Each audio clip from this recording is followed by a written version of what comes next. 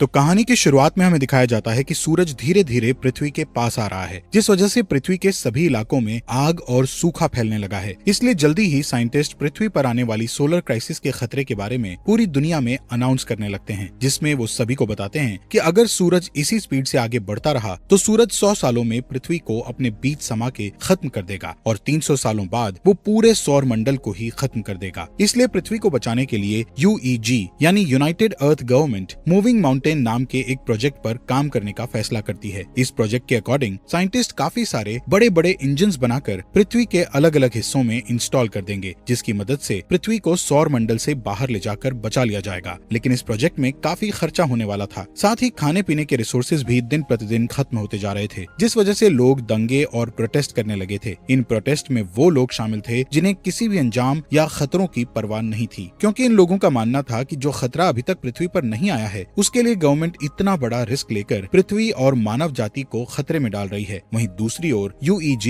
Digital life नाम के एक प्रोजेक्ट यानी DLP पर बैन लगा देती है, जिस वजह से प्रोटेस्ट और भी ज्यादा बिगड़ जाते हैं, क्योंकि DLP एक कट्टर ग्रुप था जिसका मानना था कि इंसानों का फ्यूचर सिर्फ कंप्यूटर में है। असल में वो एक ऐसा प्रोग्राम डेवलप करना चाहते थे जिससे इंसान अपने दिमाग को एक डिस्क में अपलोड कर सकता था, लेकिन रिसोर्सेज की कमी के कारण वो इस प्रोग्राम को आगे नहीं बढ़ा सकते थे। इसलिए रिसोर्सेज के लिए वो हैकिंग करके UEG पर आतंकवादी हमला करते रहते थे। इन सब के बीच UEG नोटिस करती है कि उनके मूविंग माउंटेन प्रोजेक्ट से लोगों का विश्वास उठता जा रहा है, जिस कारण काफी सारे लोग इस प्रोजेक्ट को रोकने की कोशिशें कर रहे हैं। पर तभी चाइनीज एम्बेसडर जाओ इस प्रोजेक्ट के पहले पार्ट को कंप्लीट करने का कहते हैं, क्योंकि उनका मानना था कि पहला पार्ट जल्द ही पूरा हो जाएगा और लोगों को दोबारा उनके मूविंग माउंटेन प्रोजेक्ट पर विश्वास होने लगेगा। जाओ कहते हैं कि इस पहले पार्ट को कंप्लीट करने के लिए सबसे पहले चंद्रमा पर मौजूद इंजन्स की टेस्टिंग की जाएगी, क्योंकि हम चंद्रमा को भी सौर मंडल से धकेलने का प्लान कर रहे हैं ताकि पृथ्वी का ग्रेविटी से कनेक्शन टूट जाए। वहीं UEG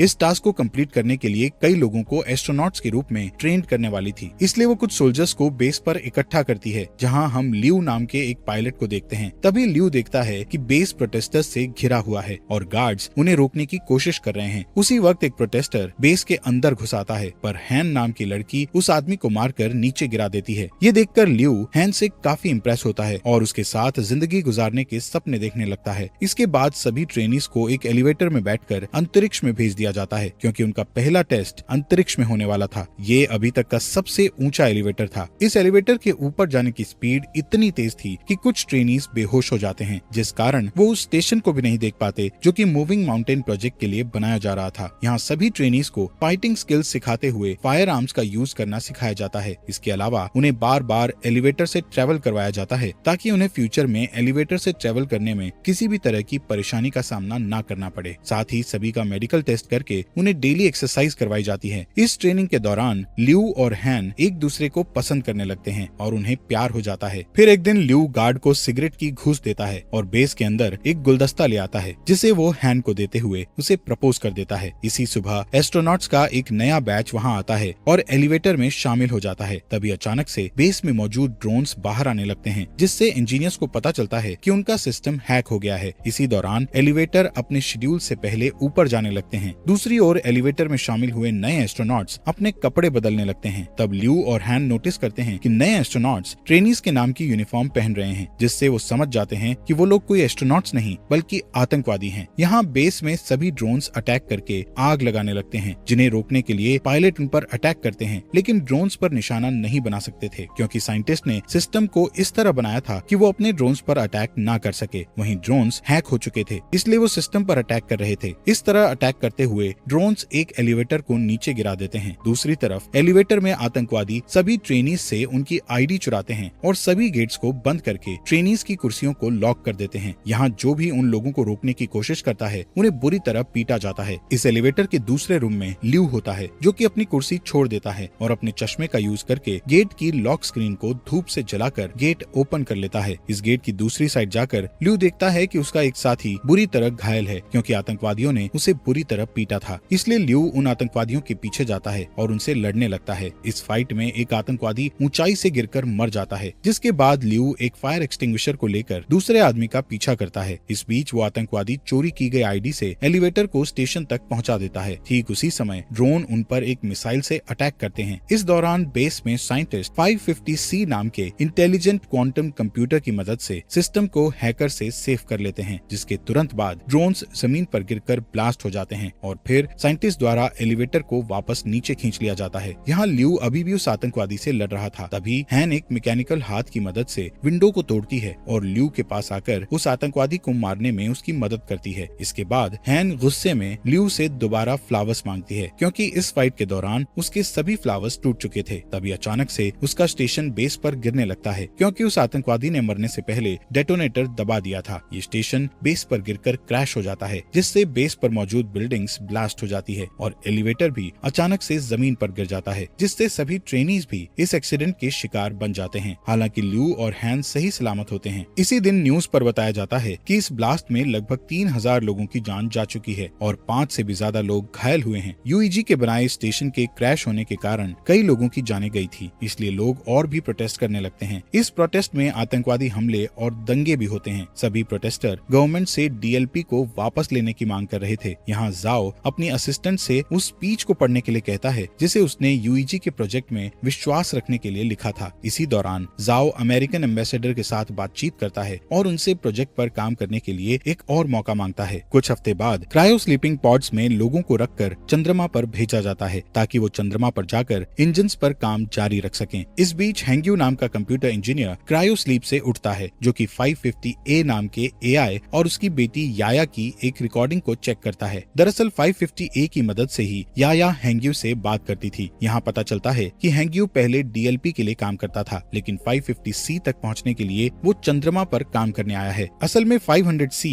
पूरे बेस को कंट्रोल करता है, इसलिए हैंग्यू को लगता है कि वो 500C का यूज याया की क्लिप बनाने में करेगा, जिससे कुछ सेकंड्स के लिए उसकी मरी हुई बेटी का दिमाग एआई में डेवलप हो जाएगा। यहाँ टीम के बाकी मेंबर्स के साथ काम करते हुए हैंग्यू को पता चलता है कि जाओ नाम का कंप्यूटर रिसर्चर 550C का इंचार्ज है और वो चाहता है कि हैंग्यू उनके सिस्टम के ऑपरेशंस पर उनके साथ काम करे। इसके बाद हैंग्यू और जाओ 550C का पहला टेस्ट बेस के हर एक सेक्टर को एक्टिवेट करके करते हैं। जब वो कंप्यूटर के द्वारा वर्क के पूरा होने का वेट करते हैं, तब जाओ हैंग्यू को अपने दिमाग की डिजिटल कॉपी देता है, जिसे कंपनी ने जब्त कर लिया था, क्योंकि उन्होंने डीएलपी पर बैन लगा दिया था। यहाँ जाओ हैंग्यू को समझाता है कि ये तुम्हारे ऊपर डिपेंड करता है कि तुम इस कॉपी को डिस्ट्रॉय करना चाहती हो या नहीं। कुछ समय बाद हैंग्यू याया की क्लिप जाओ को दिखाता है। इस बीच हैंग्यू उस दिन को याद करता है जब वो अपनी पत्नी और बेटी के साथ कार से कहीं जा रहा था। तब अचानक से उसकी कार एक ट्रक से टकरा गई थी, जिससे उसकी पत्नी की तुरंत ही डेथ हो गई थी, पर याया कुछ समय तक जिंदा थी। इसलिए हैंग्यू याया के दिमाग को कंप्यूटर के जरिए जिंदा रखने के लिए उसे डीएलपी के पास ले गया था, लेकिन वो लोग उसकी मदद करना नहीं चाहते थे, क्योंकि उनकी टेक्नोलॉजी अभी तक तैयार नहीं हुई थी। इस बीच हैंग्यू की मुलाकात जाओ से हुई, जो कि पहले डीएलपी में काम करता था। यहाँ जाओ ने हैंग्यू पर एहसान करते हुए याया के दिमाग को 550A नाम के एआई में डाल दिया था। यहाँ प्रेजेंट में हैंग्यू जाओ से रिक्वेस्ट करता है कि वो याया पर 550C का यूज करे, जिससे याया पूरी तरह एआई में बदल सके, जिस पर जाओ हैंग्यू से कहता है कि याया के लिए 550A ही काफी है। इसी बीच उनका सिस्टम डिटेक्ट करता है कि वहाँ Z9 लेवल का सोलर स्टॉर्म आने वाला है, जिससे सभी लोग बेस पर वापस जाने का सोचते हैं, लेकिन उनके पास जो गाड़ियाँ थी उनकी स्पीड ज्यादा नहीं थी, पर फिर भी वो कोशिश करते हैं और किसी तरह सभी इंजन्स को बेस में रखकर उन्हें सोलर स्टॉर्म से बचा लेते हैं। पर इस प्रोसेस में 550C एआई बुरी तरह जल जाता है, जबकि प्रोजेक्ट को 3 दिनों में लॉन्च करना था, जिसके लिए उन्हें एक एआई की बहुत ज्यादा जरूरत थी। तब हैंग्यू जाओ को अपना 550A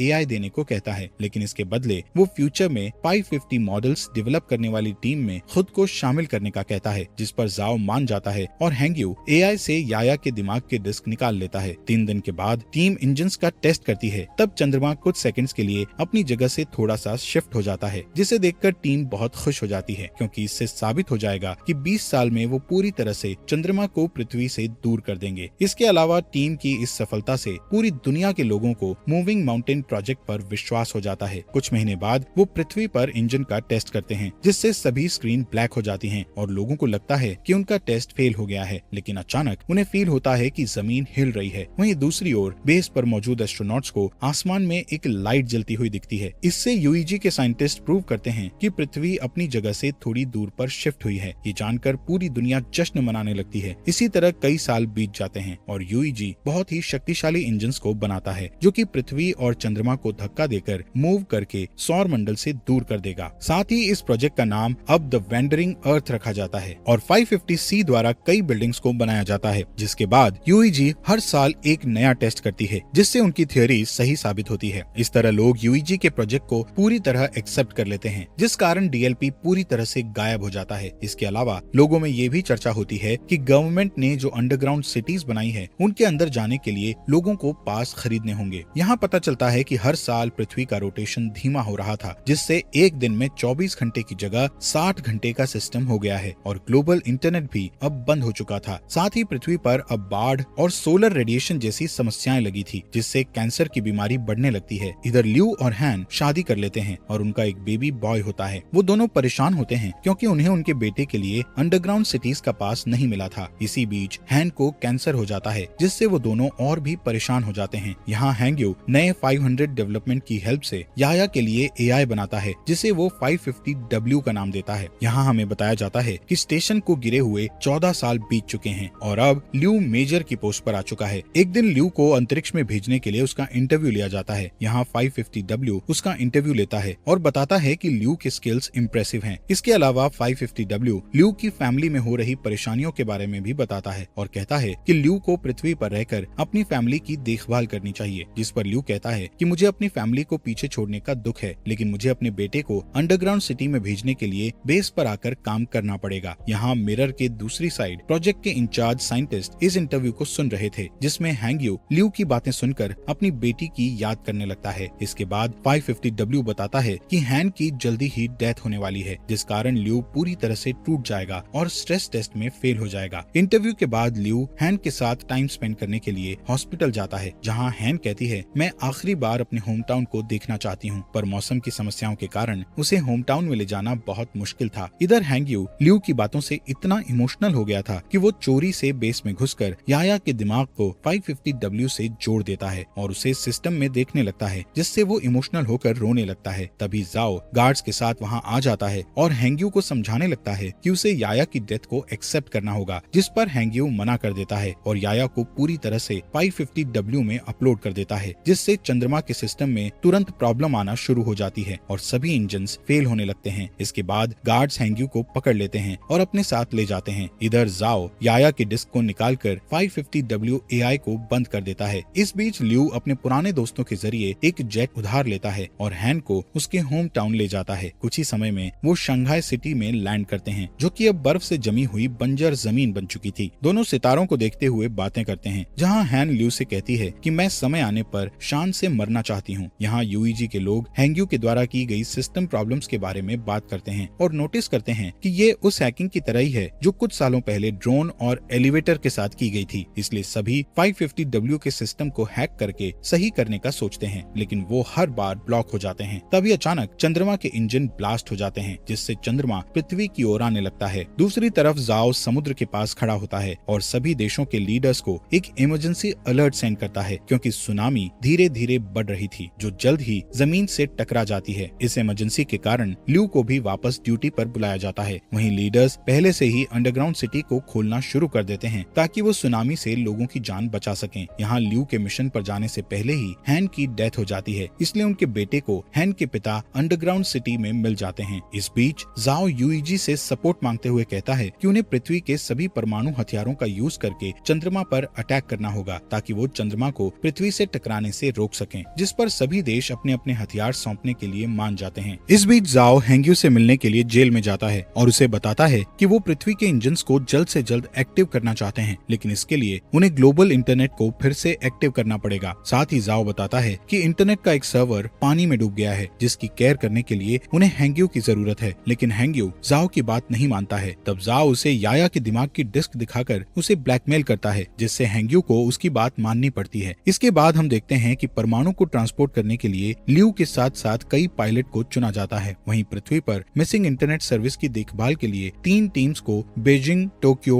और डैलस भेज दिया जाता है। इसके बाद चुने हुए पायलट्स शटल्स के साथ चंद्रमा के लिए रवाना हो जाते हैं, जहां अंतरिक्ष में एस्ट्रॉइड्स प्लैनेट तेजी से शटल से टकराने लगते हैं, जिससे कई शटल्स क्रैश हो जाते हैं और टीम को 200 हथियारों का लॉस हो जाता है। इस वजह से अब उनके पास सिर्फ 180 हथियार ही बचे होते हैं। थोड़ी ही देर में बाकी के शटल्स चंद्रमा की सतह पर आ जाते हैं, लेकिन तभी एस्ट्रॉइड्स एक शटल को हिट कर देता है, जिससे ल्यू की शटल भी क्रैश हो जाती है। इसलिए उन्हें मजबूरन जमीन पर उतरना पड़ता है। इस दौरान उन्हें 384 हथियारों का फिर से लॉस हो जाता है। यहाँ बचे हुए लोग टेप को ढूंढने लगते हैं ताकि वो उनके टूटे हुए हेलमेट को ठीक करके अपने घाव पर पट्टी कर सकें। इसके बाद वो लोग तय करते हैं कि वो लोग बचे हुए हथियारों को पैदल ही चंद्रमा पर फिट कर देंगे, पर ल्यू नहीं चाहता था कि इस काम को करके यंग लोग मारे जाएं, इसलिए वो अकेला शटल से बाहर आकर गेट को बंद कर देता है। यहाँ पृथ्वी पर तीनों टीम्स सर्वर की जगह पर पहुंचकर पानी के नीचे चली जाती हैं, जहाँ ड्रोन और स्पेशल टूल्स की मदद से हैंग्यू की टीम बिल्डिंग में जाती है और सर्वर का दरवाजा ढूंढने लगती है। लेकिन जब वो दरवाजे को जबरदस्ती खोलते हैं तो उनका एक आदमी बुरी तरह घायल हो जाता है। तब जाओ उसके घावों को सही करने की कोशिश करता है, लेकिन उनके पास घाव को ठीक करने के लिए कोई सामान नहीं था, जिस कारण उस आदमी की डेथ हो जाती है। जिसके बाद हैंग्यू और जाओ इंटरनेट को वापस लाने के लिए कनेक्शन बनाने का डिसीजन लेते हैं। दूसरी तरफ ल्यू हथियारों को एक ट्रक से ले जाने लगता है। तभी अचानक चंद्रमा का मलबा पृथ्वी से टकराता है, जिस वजह से बिल्डिंग्स हिलने लगती है और कुछ हार्डवेयर जाओ के पैर पर गिर जाते हैं, जिससे वो बुरी तरह फंस जाता है। तभी उस रूम में पानी भरने लगता है। दूसरी ओर हैंग्यू अपने ड्रोन की मदद से भी रूम का गेट नहीं खोल पा रहे थे, इसलिए जाओ उसे जल्दी से पासवर्ड की दे देता है, पर इस दौरान जाओ की पानी में डूबने से डेथ हो जाती है। इसके बाद चंद्रमा का मलबा पृथ्वी की मेजर लोकेशंस को डिस्ट्रॉय करने लगता है, जिससे अंडरग्राउंड सिटीज में जा रहे लोग पैनिक होने लगते हैं। वहीं यूईजी में जाओ को बुरी खबर मिलती है कि उनके पास परमाणु हथियारों का एक साथ ब्लास्ट करने के लिए समय नहीं है, जिससे जाओ उम्मीद खो देता है। पर तभी उसका एक आदमी उसे सोल्यूशन बताता है कि अगर वो अंतरिक्ष में और भी एस्ट्रोनॉट्स को भेज देंगे तो हथियारों को मैनुअली ब्लास्ट किया जा सकता है, यानी कि सभी एस्ट्रोनॉट्स को अपना सेक्रीफाइस करके दुनिया को बचाना होगा। इस ऑपरेशन के लिए 300 लोगों की जरूरत थी। यहाँ एक पुराना पायलट कहता है कि ऐसा करना हमारा कर्तव्य है, पर यंग लोग फ्यूचर की देखभाल करने के लिए हैं, इसलिए उनका सेक्रीफाइस ना किया जाए। उस पायलट की बात मानते हुए सभी पुराने पायलट्स को एस्ट्रोनॉट्स की टीम के साथ चंद्रमा पर पहुंचा दिया जाता है, जहां ल्यू उन्हें आता हुआ देखकर चौंक जाता है, लेकिन उसका कम्युनिकेटर टूट गया था, इसलिए वो पृथ्वी पर वापस लौटने से पहले अपने पुराने टीचर और ट्रेनिंग पार्टनर्स को गुड बाय नहीं बोल पाता है। दूसरी ओर यूईजी बताती है कि टोक्यो और डैलस के सर्वर वापस आ चुके हैं, लेकिन बीजिंग का सर्वर अभी तक नहीं आया है। यहाँ बीजिंग में हम हैंग्यू को देखते हैं, जिसके रूम में पानी भरने लगता है और वो की को सही कंप्यूटर से नहीं जोड़ पाता। तभी चंद्रमा पर एस्ट्रोनॉट्स सभी परमाणु हथियारों को ब्लास्ट करने लगते हैं। ठीक उसी समय हैंग्यू भी उसकी माइंड डिस्क को एक कंप्यूटर से जोड़ देता है, जिससे चंद्रमा बुरी तरह ब्लास्ट हो जाता है। पर अब चंद्रमा का मलबा तेजी से पृथ्वी की ओर आ रहा था, इसलिए पृथ्वी को जल्द ही वहाँ से हटाने की जरूरत होती है। यहाँ हैंग्यू याया की क्लिप को एक्टिव करता है और उसे की दिखाकर अंदर से इंटरनेट को एक्टिव करने के लिए कहता है। तभी रूम में पानी भर जाता है, जिससे हैंग्यू की भी डेथ हो जाती है। वहीं चंद्रमा का मलबा पूरी दुनिया में गिरने लगता है। तभी यूईजी इमरजेंसी मैसेज भेजकर बताता है कि उनका मिशन फेल हो चुका है, जिससे शहरों में दंगे होने लगते हैं। वहीं जाओ हार नहीं मानता और अपनी टीम को इंजन्स में आग लगाने को कहकर उन्हें उल्टी गिनती शुरू करने को कहता है। इसी दौरान बीजिंग में हैंग्यू का दिमाग अचानक कंप्यूटर के अंदर एक्टिव हो जाता है, जहाँ वो अपनी बेटी से दोबारा मिलकर बहुत खुश होता है। इसके बाद हैंग्यू एआई में जाकर इंटरनेट सर्वर को एक्टिव कर देता है। तभी जाओ के आदेशों का पालन करते हुए एक आदमी इंजन्स को स्टार्ट कर देता है और फिर देखते ही देखते पृथ्वी मूव करने लगती है और चंद्रमा के मलबे से बच जाती है। ये देखकर पूरी दुनिया के लोग जश्न मनाते हैं। यहाँ ल्यू शटल से ही पृथ्वी को हिलते हुए देखता है, इसलिए वो जल्दी से वीडियो रिकॉर्ड करता है ताकि वो अपने बेटे को ये सीन दिखा सके। दूसरी ओर हैंग्यू और याया के दिमाग का बैकअप 550W में एक साथ मिक्स हो जाता है। इसके बाद हमें 7 साल बाद का सीन दिखाया जाता है, जहाँ पृथ्वी वापस से 24 आवर के सिस्टम में आ चुकी है और जाओ रिटायर्ड हो चुका है। लेकिन अब उनकी असिस्टेंट यूईजी में उनकी लेगेसी को आगे बढ़ा रही है। अब क्योंकि चंद्रमा से उनको कोई भी खतरा नहीं है, इसलिए वो अपने प्लान का सेकंड पार्ट शुरू करते हैं, जिसमें वो 10 साल के अंदर जुपिटर प्लैनेट के पास से उड़ेंगे और फिर पृथ्वी को हमेशा के लिए सौर मंडल से बाहर कर देंगे। इसलिए इंजन्स पर नजर रखने के लिए एक स्पेस स्टेशन बनाया गया है, जिसका इंचार्ज ल्यू है। और इसी के साथ ये मूवी यहीं पर